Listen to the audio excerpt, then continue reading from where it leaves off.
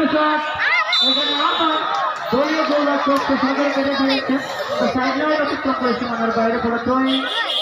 বিশিষ্ট মুস্তফা কামাল একাদশের পক্ষে সিনিয়র মানে আলাদা একটা পাওয়ার হয়তো সেই পাওয়ারে খেলতে আমাদের আব্দুর রশিদ কাকা অত্যন্ত ভালো একটা খেলোয়াড় বল কোথায়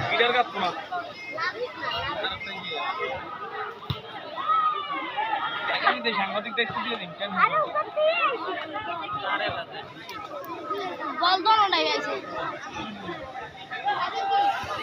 সিদ্দিকুর রহমান স্যার তার সহকর্মী আমাদের মাঝে উপস্থিত আছেন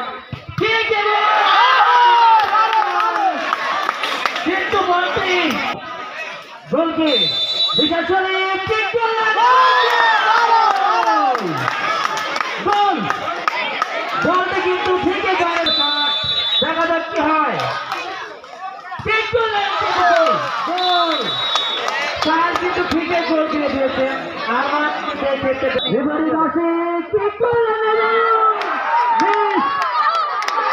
গোলটি কিন্তু করতে পারলেন না হৃদয় গোল বানেন লেগে বল কিন্তু অন্যদিকে চলে যায় তরিকুল ইসলাম তরি 21 নম্বর জার্সি পরিহিত খেলোয়াড় বিশিষ্ট মুস্তফা কামাল একাদশে গোলটি আবার দেখা যাক কি হয়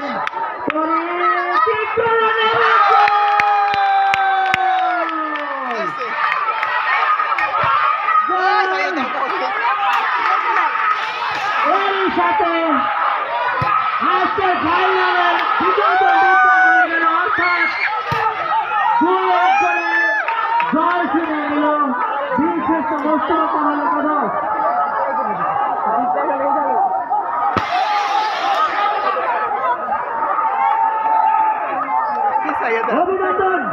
অভিনন্দন জানাচ্ছি আজকের বিজয়ী দল বিশিষ্ট মুস্তফা কামাল একাদশকে এবং ধন্যবাদ জানাচ্ছি সুন্দর একটি ফাইনাল উপহার বিজয়ী দল বিশিষ্ট হামিদুর রহমান একাদশ মানুষ বঙ্গবন্ধুর আদর্শের সৈনিক কালকে মাদারীপুর জেলা আওয়ামী লীগের সংগ্রামী সহ সভাপতি শ্রদ্ধাভাজন চাচা খায়রুল আলম খোকন ব্যাপারী সকলকে আজকের এই টুর্নামেন্ট এবং টুর্নামেন্টের সাথে সংশ্লিষ্ট সকলের পক্ষ থেকে সংগ্রামী শুভেচ্ছা ও অভিনন্দন। প্রিয় ভাইয়েরা আমার, আপনারা জানেন আমাদের এই অঞ্চলটি আমাদের সব সময় আমরা খেলাধুলাকে উৎসাহিত করি এবং সেই খেলাধুলার প্রতি আমাদের এই অঞ্চলের যুবক সমাজের মাদক থেকে দূরে থাকার প্রত্যয় ব্যক্ত করে আমরা আজকে যে ফাইনাল খেলাটি উপভোগ করেছি অত্যন্ত চমৎকার এবং 1-1 গোলে সমতা হওয়ার পরে টাই ব্রেকারের মাধ্যমে আজকের এই বিজয়ী টিমকে নির্ধারণ করা হয়েছে। প্রিয় ভাইয়েরা আমার, আপনারা জানেন আমার বাবা মরহুম সিদ্দিকুর রহমান একজন শিক্ষক ছিলেন, আদর্শবান শিক্ষক ছিলেন। তার স্মৃতি বিজড়িত এই দক্ষিণ ঠেকামারা, উত্তর ঠেকামারা, চর ঠেকামারা, চর পাঙ্গাশিয়ার যত ছাত্র যুবকরা আছে তাদের উদ্দেশ্যে আমি একটি কথাই বলতে চাই, আপনারা যদি সততার সাথে আপনারা যদি লেখাপড়ার পাশাপাশি আপনারা যদি এই মাদকের ভয়াল গ্রাস থেকে আপনারা মুক্ত হতে চান তাহলে অবশ্যই আমাদেরকে এই খেলাধুলার সাথে জড়িত থাকতে হবে এবং প্রতিটি খেলায় আমরা বিশ্বাস করি এই অঞ্চলের যারা ছাত্র যুবকরা আছেন তারা এগিয়ে আসবেন এবং আমরা এরকম ভালো ভালো ম্যাচ এবং টুর্নামেন্ট আমরা উপহার দিতে পারবো ইনশাল্লাহ। তাই আমি বক্তব্য দীর্ঘায়িত করব না, আমি আজকের এই খেলার সাথে যারা জড়িত, বিশেষ করে এই মরহুম সিদ্দিকুর রহমান স্মৃতি ফুটবল টুর্নামেন্টের সাথে যারা জড়িত, বিশেষ করে ইফতেখার আলম রিশাদ উপস্থিত, আমাদের আকাশ হাওলাদার সহ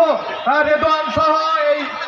রেজা সহ আরো অনেকেই, শাহিন হাওলাদার সহ যারা উপস্থিত ছিলেন, আমাদের এই অঞ্চলের যারা নেতৃত্ব দেন সকলকে আমি ধন্যবাদ জানাই, কৃতজ্ঞতা জানাই। এই পর্যায়ে তিনি আজকে ইউরোপ প্রবাসী শিমুল, সেই শিমুলের নেতৃত্বে আমরা একটি টুর্নামেন্ট খেলছিলাম আফামা Bahauddin Nasir T20 cricket tournament. সেই টুর্নামেন্টে দাঁড়িয়ে আমাদের তৎকালীন সংসদ সদস্য, এই অঞ্চলের মাটি ও মানুষের নেতা জননেতা আফামা বাহাউদ্দিন নাসির ওখানে একটি মিনি স্টেডিয়াম করার কথা ঘোষণা দিয়ে সেটি বাস্তবায়ন করে গিয়েছিলেন, সেই স্টেডিয়ামটি সেখানে রয়েছে। অথচ আমরা সেই স্টেডিয়ামের মাঠটিকে খেলার জন্য ব্যবহার করতে পারি না। সেই স্টেডিয়ামের মাঠটিকে একটি পরিবার মাদকের আখড়া বানিয়েছে, সন্ত্রাসীর মূল কারিগর বানিয়েছে। ওই আপনাদের সরকারের টাকায় নির্মিত একটি স্টেডিয়ামকে, ওই স্টেডিয়ামটিকে বাহাউদ্দিন নাসিম স্বপ্ন দেখেছিলেন এই কালকিনির তরুণরা ওই স্টেডিয়ামে খেলার মধ্য দিয়েই কালকিনি থেকে মাদককে উঠিয়ে দেবে, এই সহিংসতাকে উঠিয়ে দেবে। কিন্তু আজকে যারা ওই স্টেডিয়ামটিকে দখল করে, যারা মাদকের আসর বসায়, যারা চাঁদাবাজি করে, যারা জুয়ার আড্ডা বসায়, তাদের বিরুদ্ধে আইন শৃঙ্খলা বাহিনী কোনো ব্যবস্থা নিচ্ছে না কেন? এই প্রশ্ন আমাদের এই অঞ্চলের প্রতি তরুণের, যাদের ধামের কারণেই ওই মাঠটি আমরা তৈরি করেছিলাম, ওই মাঠটিকে স্টেডিয়ামে রূপান্তরিত করেছি। আমি আপনাদের দৃষ্টি আকর্ষণ করছি, ওই মাঠটিকে সর্বসাধারণের খেলার জন্য উন্মুক্ত করার ব্যবস্থা আপনারা করেন, এই অনুরোধ জানিয়ে আজকের এই ফাইনাল খেলা এবং পুরস্কার বিতরণ অনুষ্ঠানে আমাদের মাঝে মূল্যবান এবং গুরুত্বপূর্ণ বক্তব্য রাখার জন্য বিনয়ের সাথে অনুরোধ করছি কালকিনি উপজেলা নির্বাহী অফিসার, আমাদের সকলের প্রিয় মানুষ জনাব উত্তম কুমার দাস।